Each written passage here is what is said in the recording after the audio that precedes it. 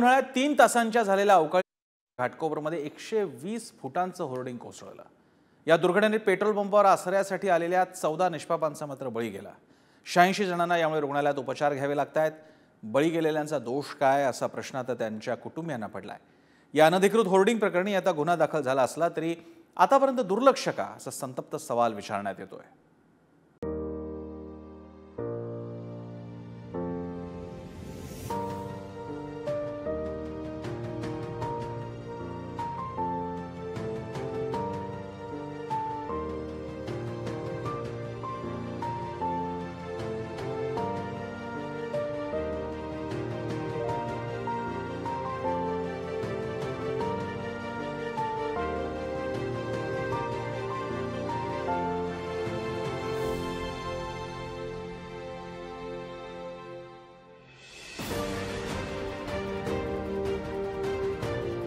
अंगाचा थरकाप उडवणारी ही दृश्य।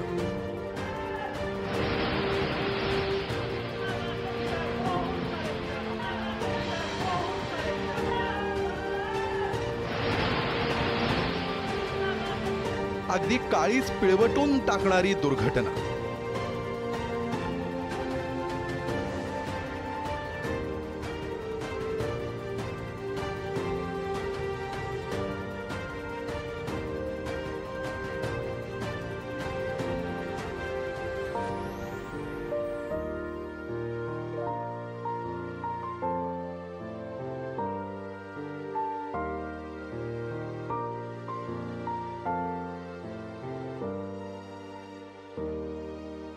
मुंबईतील घाटकोपरच्या छेडानगरमध्ये भलं मोठं होर्डिंग पेट्रोल पंपावर कोसळल्यामुळे तब्बल 14 जणांचा मृत्यू झाला तर 76 नागरिक जखमी झाले।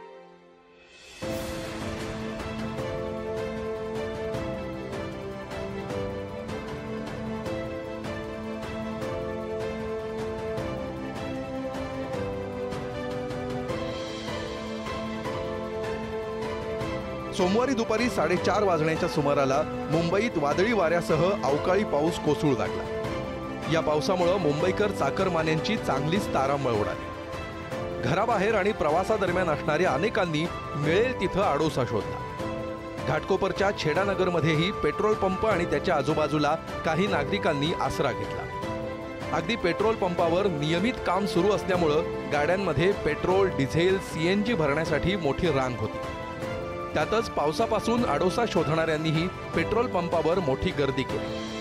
मात्र हाच आडोसा आपला काळ ठरेल याचा अंदाज येण्याआधीच पेट्रोल पंपाजवळचं होर्डिंग कोसळलं आणि अनेक गाड्यांसह तब्बल 90हून अधिक लोक दबले गेले।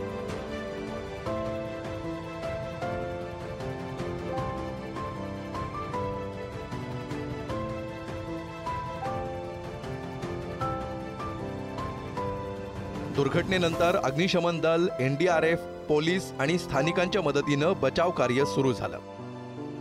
या होर्डिंग खाली दबलेल्यांपैकी तब्बल 86 जणांना आतापर्यंत बाहेर काढण्यात यश आलंय। त्यातील 76 जखमींना राजावाडी आणि शताब्दी रुग्णालयात उपचारांसाठी दाखल करण्यात आलंय तर 31 किरकोळ जखमींवर उपचार करून त्यांना घरी देखील सोडण्यात आलंय।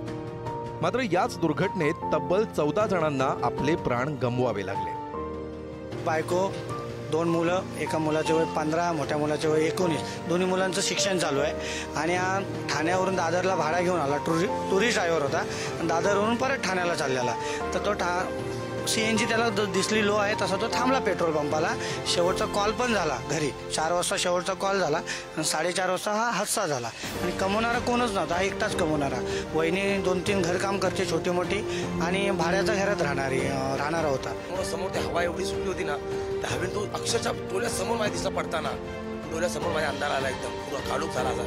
मी बोलो संपलो आपण आता ह्याच्यामध्ये आणि धावायला इकडे पळायला थोडा बी चान्स नव्हता माझ्याकडे, कुणालाच नाही। माझ्या समोर मी आतमध्ये जेव्हा पडला, आमच्या अंगावरती जेव्हा पडला अक्षरशः तर आतमध्ये पुरा काळोख फीन होता एकदम आणि ते पेट्रोलचे वर पाईपवर सब लिकेज झाले। मला अक्षरशः असं वाटलं की आता स्फोट होणार। तो देवाच्या कृपेने चालला गेला स्फोट, तो स्फोट नाही झाला। तो स्फोट होता ना, सर्वांच्या बॉड्या तिथं जळून जात आहेत आतल्या आतच, पण तो प्रसंग नाही घडला आणि काही लोक लय मेली, आतमध्ये रक्तबंबाळ झाली, ओरडा होता आतमध्ये। सर मेरा बुआ का लड़का था तो उधर वर्किंग में था, मतलब सेकंड शिफ्ट में आया था काम पे, तो ऐसा हादसा हो गया। तो हम लोग मतलब रात को तो निकल नहीं पाया, सुबह में मॉर्निंग में लगभग 4 बजे उसको बॉडी मिला, तो डेड बॉडी मिला। दुर्घटनेनंतर मुख्यमंत्री शिंदे आणि उपमुख्यमंत्री फडणवीसांनी तत्काळ घटनास्थळाची पाहणी केली आहे। मृतांच्या नातेवाईकांना 5 लाखांची तर जखमींना 50,000च्या मदतीची घोषणाही केली। तर उच्चस्तरीय चौकशी करून दोषींवर कठोर कारवाईचं आश्वासन मुख्यमंत्री आणि उपमुख्यमंत्र्यांनी दिलं।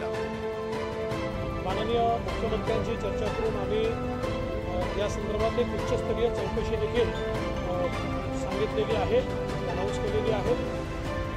अतिशय गांभीर्याने कोणी परमिशन्स दिल्या, त्या योग्य होत्या का, परमिशन्स घेतल्या होत्या का, अशा सगळ्या गोष्टींचा अभ्यास आता या ठिकाणी करावा लागेल।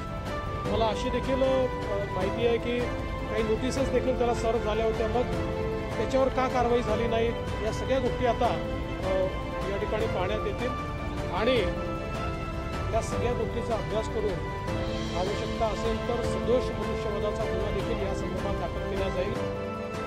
खूप दुःखद घटना आहे, दुर्दैवी घटना आहे। मी स्वतः तिथे व्हिजिट केली।